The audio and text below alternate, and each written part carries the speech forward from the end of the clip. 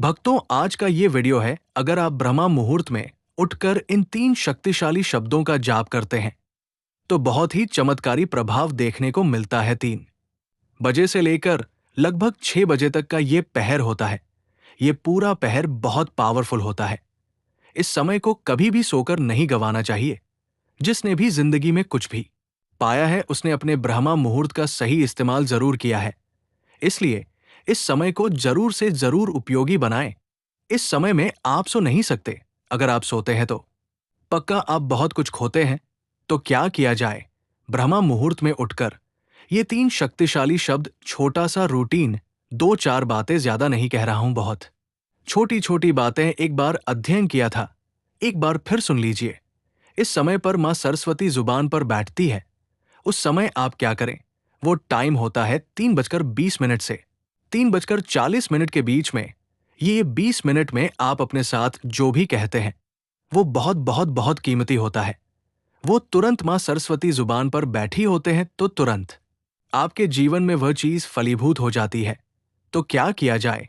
वो भी और इन्हीं शक्तिशाली शब्द आपके जीवन में पक्का मैं कहता हूं बहुत कुछ कर सकते हैं। बहुत लोगों को मेहनत करने के बाद भी जो चीजें प्राप्त नहीं होती, जब कहते बहुत मेहनत करते हैं लेकिन वो चीजें नहीं मिलती सुखे से, मेन के नहीं मिलता अच्छी जॉब, नहीं मिलती, पैसे की कमी है, सुख की कमी है, चीजों का फ्लो नहीं बनता, जीवन में सफलता नहीं मिलती, तो इसके कारण कहीं ना कहीं जानना चाहिए कि उनके अंदर कोई रुकावट या अवरोध है। उनके जीवन में, उनके कर्मों में, उनके माइंड में कुछ ब्लॉकेज है। उस रुकावट को ओवरकम करने के लिए हमें कोई कंपन यूनिवर्स को भेजनी चाहिए जो पुरानी हमारी नकारात्मक को, ब्लॉकेज को ओवरकम कर सके। तो क्या किया जाए? जो मेरे मन को भी बदल दे और यूनिवर्स को भी बदल दे। क्या ऐसा किया जाए? ब्रह्मा मुहूर्त का समय उसी चीज को सक्रिय करने का सबसे खूबसूरत समय। तो पहली बात तो याद रखिए, आपको अपने विचारों को पॉजिटिव कैसे बनाना है, ये मैं वह बताने जा रहा हूं। इसमें सारी बातें शामिल है, केवल एक ही लाइन से नहीं होता, बात को समझिए।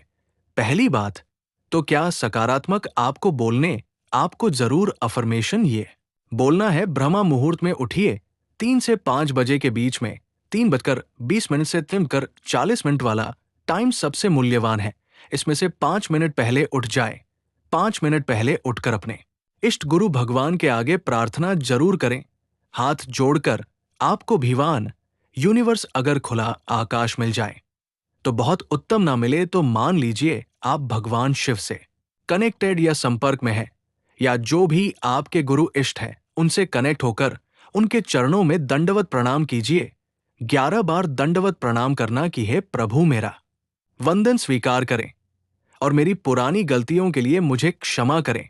मेरी पुरानी गलतियों के लिए मुझे क्षमा करें और अब मेरे जीवन में सही राह दिखाइए।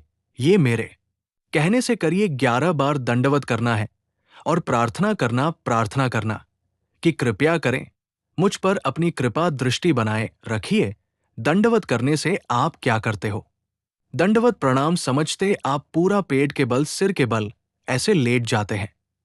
पूरा पेट के बल लेटकर गुरु के चरणों में, भगवान के चरणों में माथा रखकर प्रणाम करते पूरा लेटकर। जब आप 11 बार फिर उठते हैं, फिर प्रणाम करते, फिर उठते हैं, फिर प्रणाम करते, फिर प्रार्थना करते, प्रभु आपकी कृपा दृष्टि मुझ पर बनी रहे और मेरी पुरानी गलतियों के लिए मुझे क्षमा करें। अब मेरी प्रार्थना स्वीकार करें। अब मैं जो कह रहा हूं मेरी प्रार्थना को स्वीकार करें। अब आपको ये बोलना है। क्या बोलना है? सुनो, अपने आप को बोलना है, ये जो 3 गोल्डन वर्ड है, मैं बहुत भाग्यशाली हूं, मैं बहुत लकी हूं। एक ही बात है, इसको 4 कहे, 3 कहे, मकसद वही है। मैं भाग्यशाली हूं, बहुत भाग्यशाली हूं।